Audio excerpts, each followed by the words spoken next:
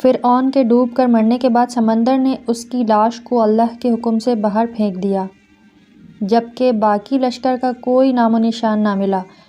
مصریوں میں سے کسی شخص نے ساحل پر پڑی اس کی لاش پہچان کر اہل دربار کو بتایا۔ فرعون کی لاش کو محل میں پہنچایا گیا۔ درباریوں نے مسالے لگا کر اسے پوری شان اور احترام سے تابوت میں رکھ کر محفوظ کر دیا۔ حنوط کرنے کے عمل کے دوران ان سے ایک غلطی ہو گئی تھی۔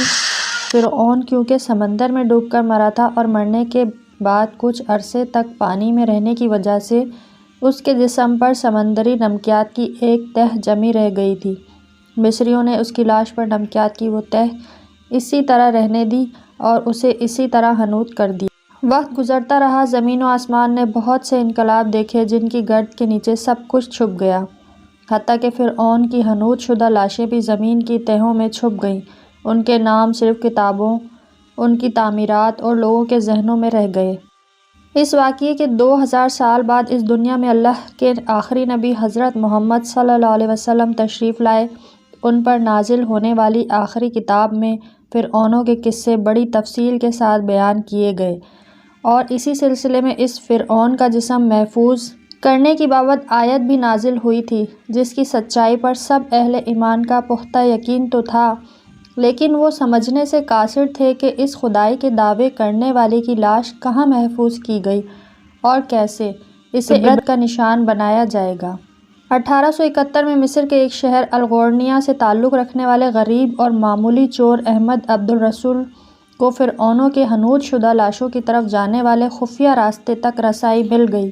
احمد عبد الرسول نوادرات چوری کر کے بیچا کرتا تھا۔ ایک دن وہ دریائے نیل کے کنارے کے قریب تبیسا کے مقام پر اسی سلسلے میں پھر رہا تھا، جب اسے ایک خفیہ راستے کا پتہ چلا۔ وہاں وہ نوادرات کی چوری کے لیے جگہ کھود رہا تھا کہ اسی دوران اسے کچھ لوگوں نے پکڑ لیا اور پولیس کے حوالے کر دیا۔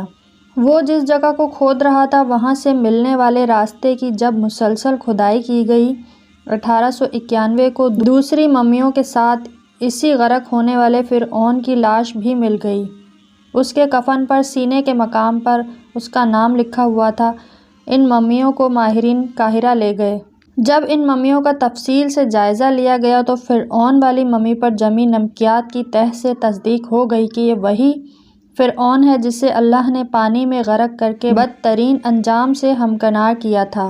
یہ بہت بڑا واقعہ تھا۔ اس کی تصدیق کے لیے دنیا بھر کے ماہرین آثار قدیمہ اور سائنسدان مصر کی طرف امٹ پڑے۔ مختلف سائنسی ٹیسٹ کرنے کے بعد دنیا بھر کے سائنسدانوں نے تصدیق کر دی کہ دوسری سب لاشوں کی نسبت صرف فرعون کی لاش پر ہی سمندری نمکیات کی تہ جمی ہوئی تھی۔ اس تصدیق کے بعد اسے فرعون کی لاش قرار دے کر عجائب گھر میں محفوظ کر دیا گیا۔ سن 1982 میں فرعون کی ممی خراب ہونے لگی تو اس وقت کی مصری حکومت نے فرانس کی حکومت کو درخواست کی کہ فرعون کی ممی کو خراب ہونے سے بچایا جائے، نیز جدید سائنسی ذرائع سے اس کی موت کی وجہ بھی معلوم کی جائے۔ چنانچہ مصری اور فرانسیسی حکومت نے مل کر ممی کو فرانس لے جانے کا انتظام کیا۔ جب فرعون کی لاش کو فرانس پہنچایا گیا تو ایئرپورٹ پر اس دور کے فرانسیسی صدر بذات خود حکومت کے اعلیٰ عہدیداروں، تمام وزراء اور فوج کے افسران کے ساتھ استقبال کے لیے موجود تھے۔ فرعون کی لاش کا استقبال کسی عظیم زندہ بادشاہ کی طرح کیا گیا۔ فوجی دستوں نے سلامی دی۔ فرعون کی ممی کو ماہر ڈاکٹروں کی ٹیم کے حوالے کیا گیا۔ اس ٹیم کی سربراہی ڈاکٹر مورس بوکائے نے کی تھی۔ مائکرواسکوپ ٹیسٹوں کے ذریعے ممی کے تمام اعضاء کا باریک بینی سے جائزہ لیا گیا تو معلوم ہوا کہ اس کی لاش اور جسم میں سمندری ذرات ابھی تک موجود ہیں اور موت کی وجہ بھی پانی میں ڈوبنے کی وجہ سے ہوئی تھی۔ ایک بادشاہ کی موت پانی میں ڈوبنے کی وجہ سے ہو، یہ ڈاکٹر مورس کے لیے حیرت کی بات تھی۔ اس ممی کے بارے میں مزید جاننے کی کوشش کی تو اسے معلوم ہوا کہ اس بادشاہ کی موت کے حالات مسلمانوں کے نبی حضرت محمد صلی اللہ علیہ وسلم پر اتری کتاب قرآن پاک میں تفصیل سے درج ہیں۔ اسے علم تھا کہ جہاں سے یہ لاش ملی ہے وہ ایک اسلامی ملک ہے، چنانچہ تجسس کے ہاتھوں مجبور ہو کر وہ مصر پہنچا۔ وہ ایک سائنسدان تھا۔ اس نے اس معاملے میں مصر کے ہی ایک سائنسدان سے ملاقات کی۔ اس سائنسدان نے قرآن پاک کھول کر اسے سورہ یونس کی آیت 90 سے 92 کا ترجمہ لفظ بہ لفظ سنایا۔ فرعون کا خدائی کا دعویٰ، اس کے پانی میں ڈوب کر مرنا اور پھر پانی سے نکال کر اس کی لاش کا حنوط ہو جانا اور پھر دوبارہ لاش کا ملنا اور پھر اس کی لاش کو جدید سائنسی دور میں دوبارہ محفوظ کیا جانا، سب کا اشارہ ایک جانب تھا اور بہت واضح تھا: تجھے بعد میں آنے والوں کے لیے عبرت کا نشان بنا دوں گا۔ فرعون کی لاش ایسے محفوظ کر کے دنیا کے سامنے لا کر رکھ دی گئی ہے کہ انٹرنیٹ کی ایک کلک پر رسائل و جرائد پر، ٹی وی چینلز پر اور عجائب گھر میں